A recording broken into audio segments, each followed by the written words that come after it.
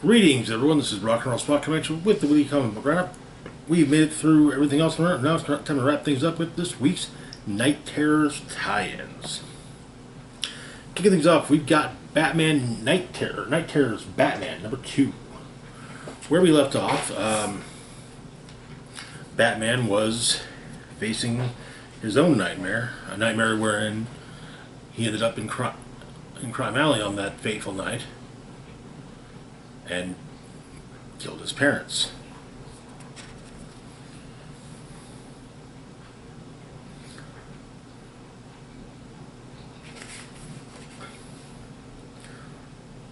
But insomnia has taken on the form of young Bruce and attacks grown-up Bruce, multiplying into a legion of young Bruce, of feral young Bruces to attack Batman. Batman manages to escape, flying out of the way up into the skies of Nightmare Gotham.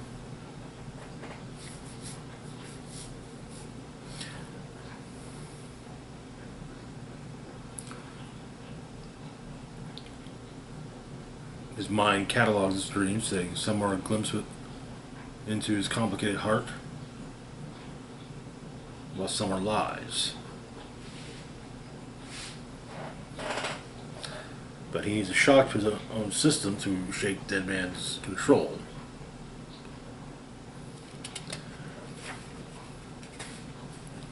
He sees a chained up door.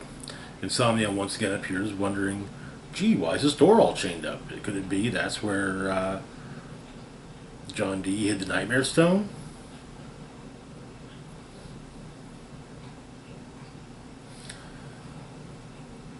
Batman states to Insomnia that he's been obsessed with control for years, and Insomnia has shown that his dreams will give him what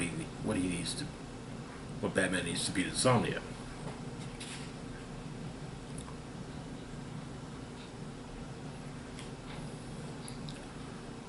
But Batman further has control of his dreamscape, even though Insomnia's 60 gun bat on him, which Batman kills by pulling the gun portion off. But Batman steps through the chained up door, leading once again to that fateful night in Crime Alley, the aftermath. And he gives his younger self something of a pep talk. Basically that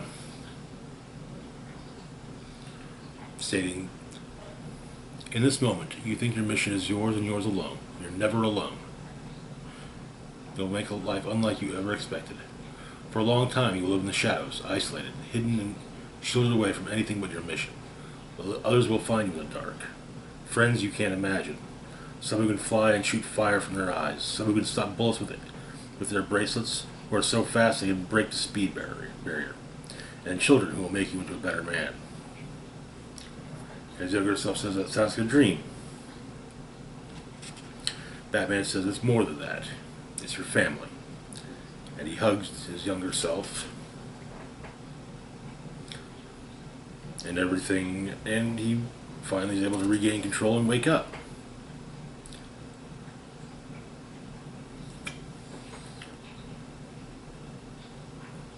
Learning he's still in Gotham.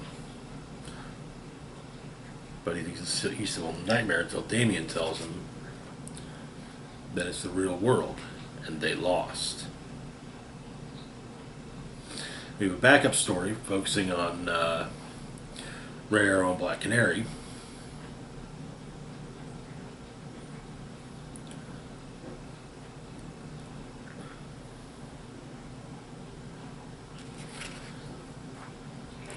Roy ends up facing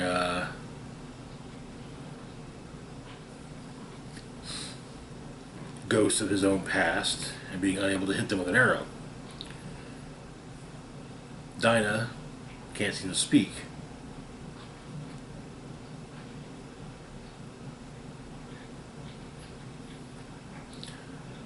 Roy realizes that this nightmare isn't about monsters. He keeps missing. And he's not really afraid of missing. He's afraid of what he's missed.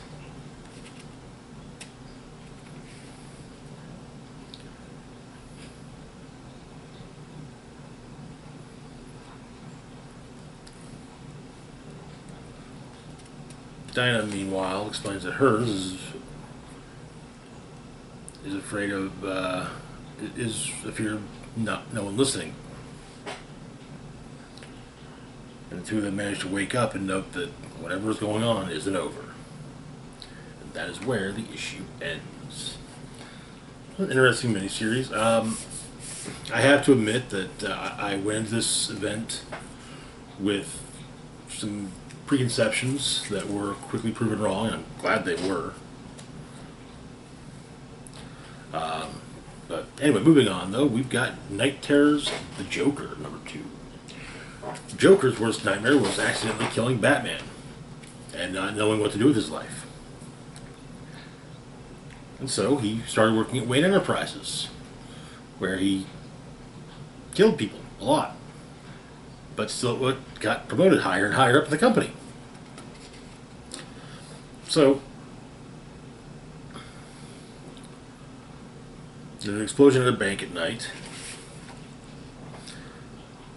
A bunch of masked goons look up and see Batman, however. Only it's the Joker wearing Batman's costume. Joker then wakes up at home with his wife, Lena. Their son, Albert, comes in, wanting to make sure he doesn't miss his lessons.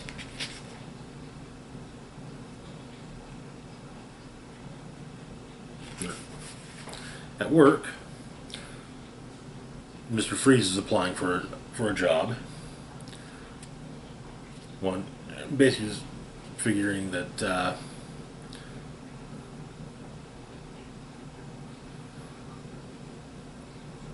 Joker's just pulling a scam on everyone. After the interview's over, he has the next applicant set in, and it's Scarecrow.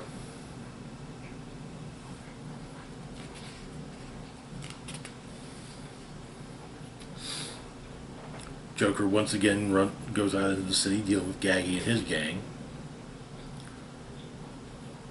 For a moment, seeming to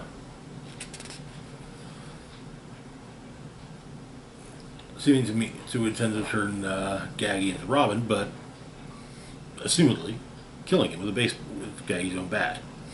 At the Wayne Enterprises LexCorp softball game, Joker is the first batter to get out to actually get a hit.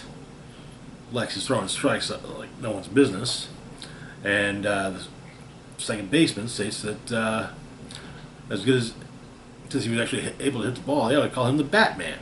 You know, on account of the baseball bat. And, well, Joker kills the guy.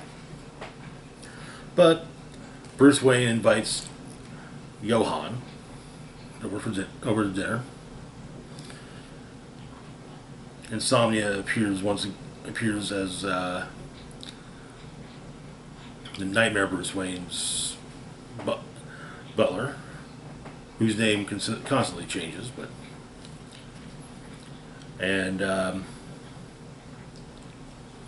Bruce states that he's pretty sure that if Batman was actually dead, that this whole city would go crazy, and somehow Johann got into his head that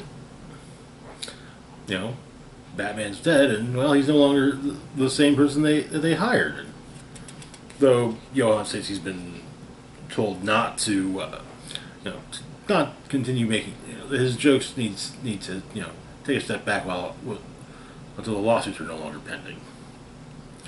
But he's at work. It turns out he's hired Mr. Freeze, Scarecrow, Solomon Grundy, and Ventriloquist, as well as some other new hires, one of whom he kills.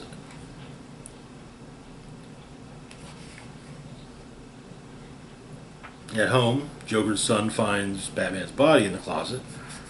Joker cleans it up and says, "There's nothing in the closet," but never look in there.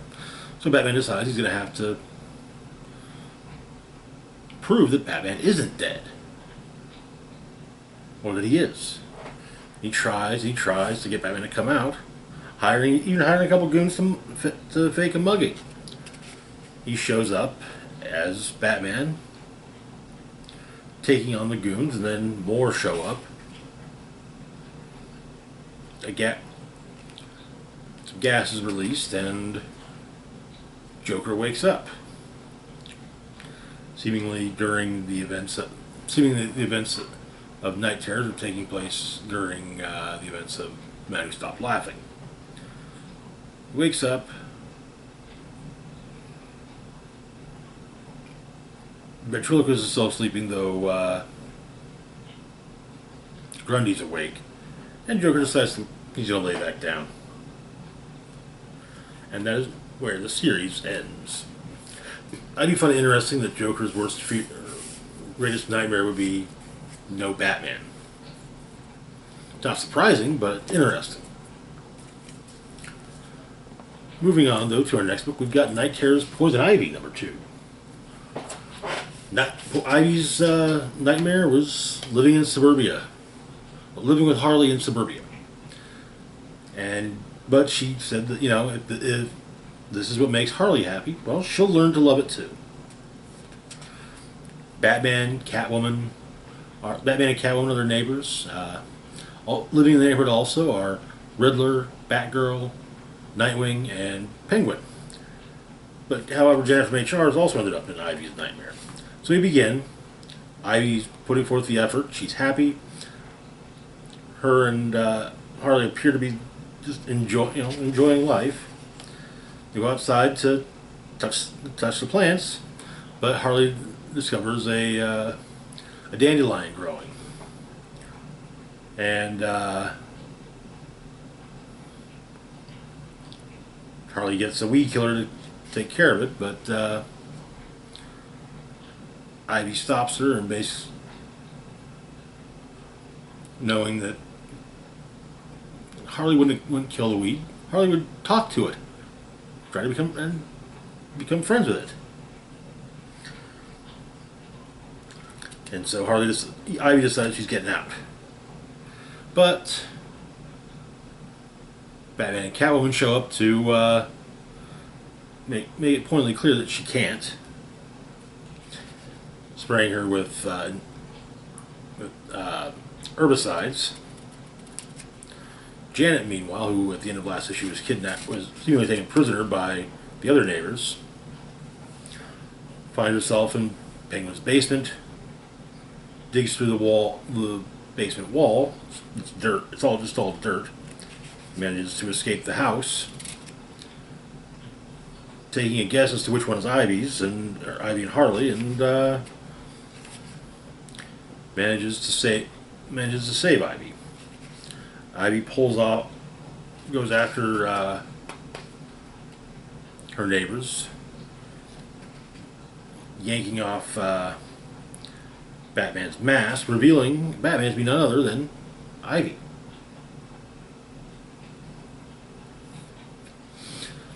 But she manages to wake up and does so seemingly at her most recent,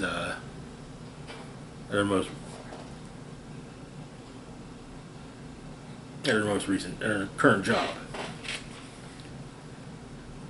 While Janet from HR wakes up on a park bench, wondering though if she actually is awake or still dreaming. And that is where the series ends. Poison Ivy will be back to its regular scheduled issues next week or next month. Same with Batman and Joker's Man Who Stopped Laughing. Moving on though to our last book for the week, we have Night Terror's Ravager, number 2. Where we left off, Ravager found herself in the nightmare, trapped in a nightmare where a nightmare version of her father is attempting to get out of the real world. The nightmare version of herself tricked her into, very nearly tricked her into helping, because the real world version of Rose who's necessary to basically be a bridge between the two worlds. But Rose deals with the various nightmare creatures, including the murder man himself, Slade. Meanwhile, Peacekeeper 01 is given some stimulants to is at Clark's checking in Star City checking things out, and finds everyone asleep.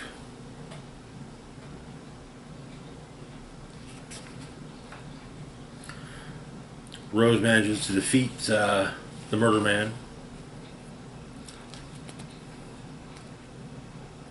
Though the murder man does manage to cut her face, but Rose manages, like I said, Rose manages to defeat him, and then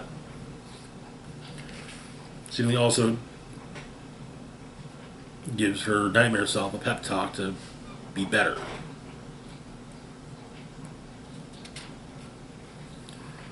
And she's woken up, and she ends up asking if Peacekeeper 1 if he saw anything else come through when she woke up.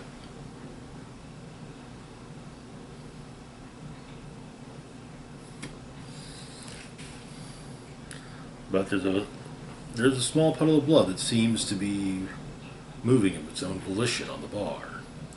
That is where the series ends. Last month's Urban